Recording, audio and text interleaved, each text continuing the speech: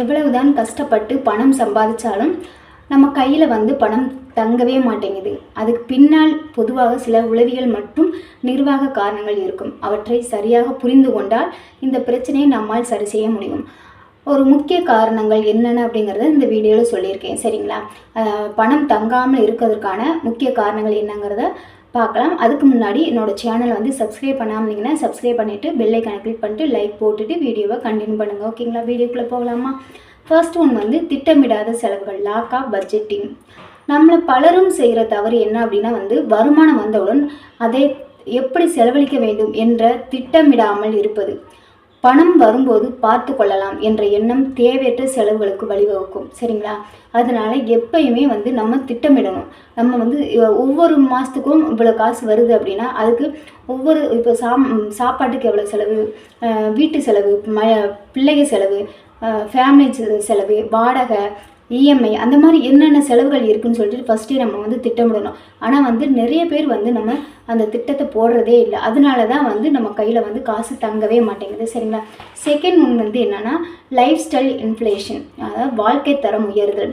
வருமானம் உயரும்போது அதற்கு இணையாக நம்முடைய தேவைகளையும் ஆடம்பரங்களையும் அதிகரித்து கொள்வது.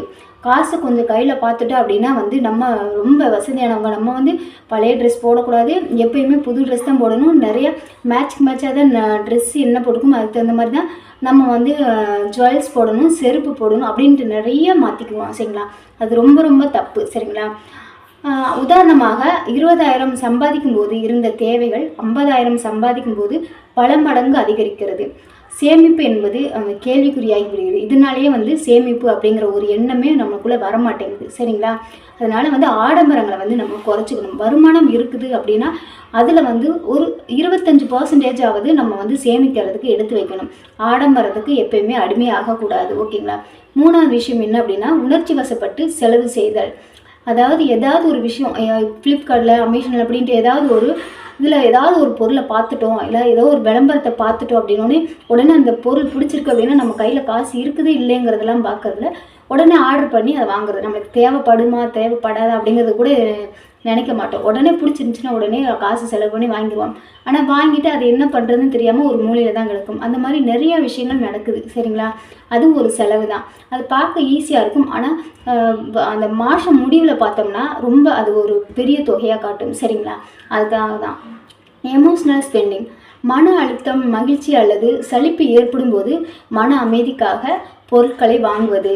இன்று ஆன்லைன் ஷாப்பிங் செயலிகளின் மூலம் தேவையற்ற பொருட்களை வாங்குவது மிக எளிதாகிவிட்டது. அது உண்மைதானங்க. ஈஸியாக நம்ம ஆர்டர் பண்ணுறோம், உடனே நம்மளுக்கு பொருள் வந்துடுது. இது சிறிய தொகையாக தெரிந்தாலும் மாத இறுதியில் பெரிய ஓட்டையை ஏற்படுத்தும். அதுதான் உண்மை. இப்போ 100 ரூபாய்க்கு வாங்குகிறோம் அப்படின்னா ஒரு நாள் விட்டு ஒரு நாள் 100 ரூபா செலவு பண்ணி வாங்குகிறோம். 100 ரூபா 150 ரூபான்னு செலவு பண்ணுறோம். அது பார்க்க சின்ன அமௌண்ட்டாக இருக்கும். ஆனால் அது ஒரு 10 நாள் தொடர்ந்து அது வாங்கும்போது பார்த்தா மாத கடைசியில் பார்த்தோம்னா அது பெரிய தொகையாக இருக்கும். அப்படிங்கும்போது அந்த தொகை, அந்த அமௌண்ட் இருந்துச்சுன்னா நம்ம வேறு செலவு ஏதாவது பார்த்துருக்கலாம். அதை ஒரு சேமிப்பில் போட்டிருந்தோம்னா மாதம் 1000 ரூபா சேமிக்கும் போது ஒரு குறிப்பிட்ட காலத்துக்கு அப்புறம் ஏதாவது ஒரு முக்கியமான தேவைக்கு அதை யூஸ் பண்ணியிருக்கலாம். அதுக்காக அதாவது ஆடம்பர செலவு அதை நம்ம கட் பண்ணணும். உணர்ச்சி வசப்பட்டு இங்கே ஒரு வீடியோ பார்க்குறோம், ஒரு விளம்பரத்தை பார்க்குறோம் அப்படின்ட்டு அதுக்காக நம்ம ஈஸியாக போய் டக்குன்னு எந்த ஒரு தேவையற்ற பொருட்களை வாங்கக்கூடாது. சரிங்களா? அடுத்து முதலீடு செய்ய தவறுதல். பணத்தை சேமிப்பது மட்டும் போதாது, அதை வளரச் செய்ய வேண்டும். கையில் இருக்கும் பணவீக்கத்தால் அதன் மதிப்பை இழந்து கொண்டே இருக்கும். சரியான இடங்களில் முதலீடு செய்வதும் செய்யாததும் பணம் தங்காமல் போக ஒரு காரணமாகும். சரிங்களா? அதாவது நம்ம கையில் இருக்குது அப்படிங்கிறதுக்காக நம்ம முதலீடு செய்கிறது ரொம்ப ரொம்ப முக்கியம். ஆனால் கையில் தானே வச்சுக்கோம், செலவு பண்ணாமல் அப்படின்னா நம்ம கை சும்மாவே இருக்காது. இன்றைக்கி ஒரு 10 ரூபா எடுக்கலாம், நாளைக்கு ஒரு 100 ரூபா எடுப்போம், நாளைக்கு ஒரு 1000 ரூபா எடுப்போம். அப்படி கொஞ்சம் கொஞ்சமாக இருக்கிற பணம் கரைஞ்சிரும். அதனால் கையில் எப்பயுமே பணத்தை வச்சுக்காமல் ஒரு போஸ்ட் ஆஃபீஸ் மூலயமா நம்ம சேமிக்கலாம். சரிங்களா? ஒரு சீட்டு போடலாம். சீட்டு மீன்ஸ் எல்லாருக்கிட்டையும் நம்ம போட்டு ஏமாறக்கூடாது. நல்லா தெரிஞ்சவங்களாக இருக்கணும். அது நம்மளுக்கு முதலீடு தரக்கூடியதாக இருக்கணும். போஸ்ட் ஆஃபீஸில் நல்லா என்ன சொல்கிறேன்னா வட்டி நிறையாவே கொடுக்குறாங்க. அது பாதுகாப்பாகவும் இருக்கும். அந்த மாதிரி எந்த ஸ்கீம் நல்லா இருக்குதுன்னு பார்த்துட்டு நீங்கள் ட்ரை பண்ணுங்கள். சரிங்களா? முதலீடு செய்யணும்னு நினைக்கிறவங்க போஸ்ட் ஆஃபீஸில் போடுங்க. அது ஒரு நல்ல பின்னாடி வந்து ஒரு வட்டியோடு சேர்த்து நல்ல ஒரு அமௌண்ட்டு கிடைக்கும். ஓகேங்களா? சிறிய செலவுகளை கவனிக்காமல் இருப்பது. 5வது ஒன்று வந்து சிறிய செலவுகளை வந்து கவனிக்காமல் இருப்பது. வெறும் 10 ரூபாய் தானே என்று நாம் அலட்சியப்படுத்தும் சிறிய செலவுகள் மாத இறுதியில் ஒரு பெரிய தொகையாக மாறி இருக்கும். இதை லேட் எஃபெக்ட் என்று சொல்லுவாங்க. அதாவது என்னன்னா, இன்றைக்கி வந்து ஒரு 10 ரூபாய் எடுத்து நம்ம ரெகுலராக ஏதாவது தேவையில்லாத ஒன்று வாங்குகிறோம், 10 ரூபா செலவு பண்ணுறோம் அப்படின்னு சொல்லி டெய்லியும் 10 ரூபா அது வெட்டியாக போகுது. அது எதுக்காக செலவு பண்ணுறோம் அப்படின்னே தெரியல. ஆனால் இன்னைக்கு 10 ரூபாயா எடுக்கிறோம் அப்படிங்கும்போது மாதம் கடைசியில் பார்த்தோம்னா அது எவ்வளோ காசு வரும்? 300 ரூபா கணக்கு வந்துடும். சரி, 30 நாளைக்கு 300 ரூபா வந்துடும். அது 300 ரூபா இருந்துச்சுன்னா ஒரு பால் கணக்கு கொடுக்கலாம். ஏதோ ஒரு சின்ன ஒரு என்ன சொல்கிறோன்னா ஒரு கடன் அடைக்கலாம். சரிங்களா? கடன் வாங்கியிருப்போம்ல, அந்த கடன் கொடுக்கறதுக்கு ஆயிக்கும். சரிங்களா? அதனால் வந்து சின்ன தொகை தானே அப்படின்னு சொல்லிட்டு ஈஸியாக வந்து நீங்கள் செலவு பண்ணாதீங்க. அது வந்து கடைசியில் ஒரு பெரிய விஷயமாக தான் அமையும், பெரிய இழப்பாக தான் முடியும். சரிங்களா? அதனால் வந்து என்னென்னா சின்ன தொகை தான் அப்படின்னு சொல்லிட்டு செலவு பண்ணதை தயவுசெய்து நிறுத்துங்க. பணத்தை தங்க வைக்க ஒரு சில வழிகள் என்ன அப்படிங்கிறத இப்போ பார்க்கலாம். சரிங்களா? பணத்தை வந்து நம்ம கையிலே வச்சுக்கணும் அப்படின்னா என்ன பண்ணணும் அப்படிங்கிறத பார்க்கலாம். சரிங்களா? இப்போ வந்து எப்படிலாம் செலவாகுது, இப்படிலாம் நம்ம வந்து செலவு பண்ணுறோம் அப்படிங்கிறத வந்து இவ்வளோ நேரம் நம்ம பார்த்தோம். இப்போ வந்து பணத்தை வந்து நம்ம கையில் எப்படி தக்க வச்சுக்கிறது அப்படிங்கிறத ஒரு சின்ன வழிகள் மூலியமாக நம்ம தெரிஞ்சுக்கலாம். ஓகேங்களா? ஃபர்ஸ்ட்டு ஒன்று வந்து 50, 30, 20 அப்படிங்கிறது ஒரு விதி இருக்குங்க. சரிங்களா? 50, 30, 20 அது அந்த விதினா என்ன அப்படின்னு கேட்குறீங்க. அதை தான் இப்போ சொல்ல போகிறேன். சரிங்களா? 50னா என்ன, 30னா என்ன, 20னா என்ன அப்படிங்கிற ஒரு விதியை பார்க்கலாம். சரிங்களா?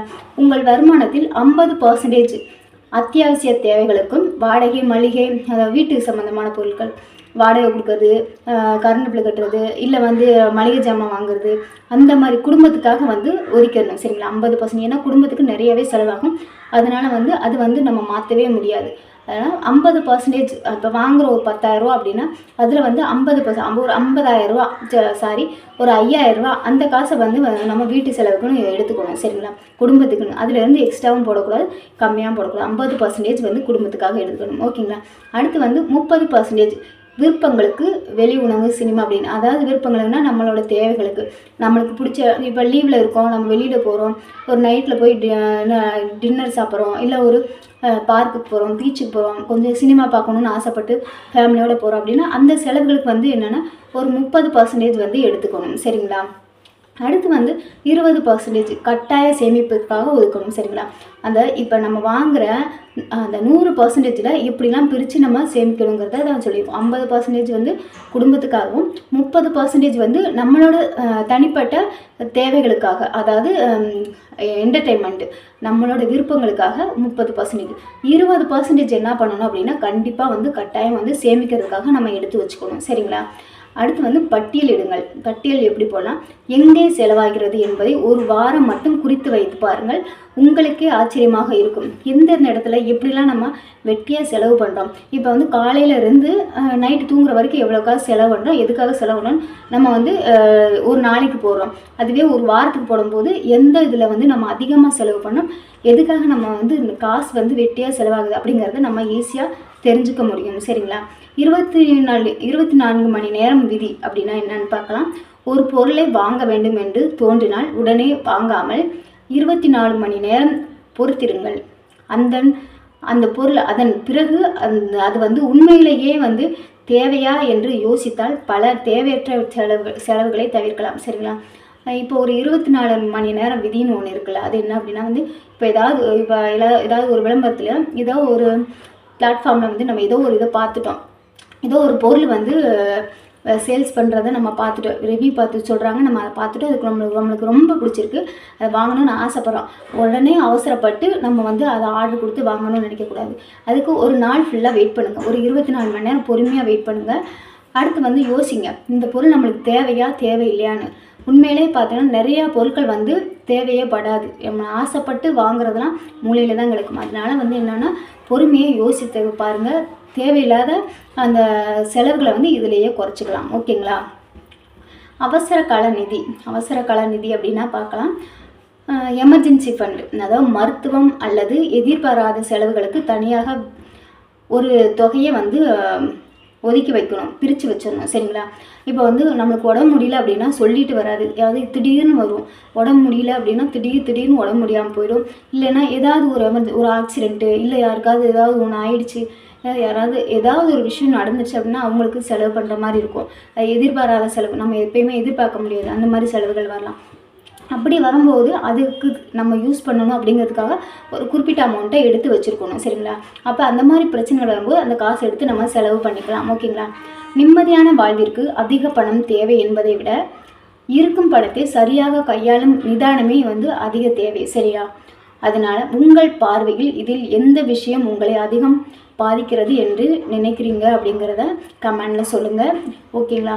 இந்த வீடியோ உங்களுக்கு பிடிச்சிருந்துச்சுன்னா லைக் பண்ணுங்கள், ஷேர் பண்ணுங்கள், கமெண்ட் பாக்ஸ் கமெண்ட் பண்ணுங்கள். சப்ஸ்கிரைப் பண்ணாமல் இருந்தீங்கன்னா சப்ஸ்கிரைப் பண்ணிவிட்டு பெல் ஐக்கனை கிளிக் பண்ணிட்டு ஆல் மீதை கிளிக் பண்ணுங்கள். அப்போ தான் நான் போகிற வீடியோஸ் எல்லாமே உங்களுக்கு நோட்டிஃபிகேஷனாக வரும். ஓகே, பாய்ங்க. அடுத்த வீடியோவில் பார்க்கலாம்.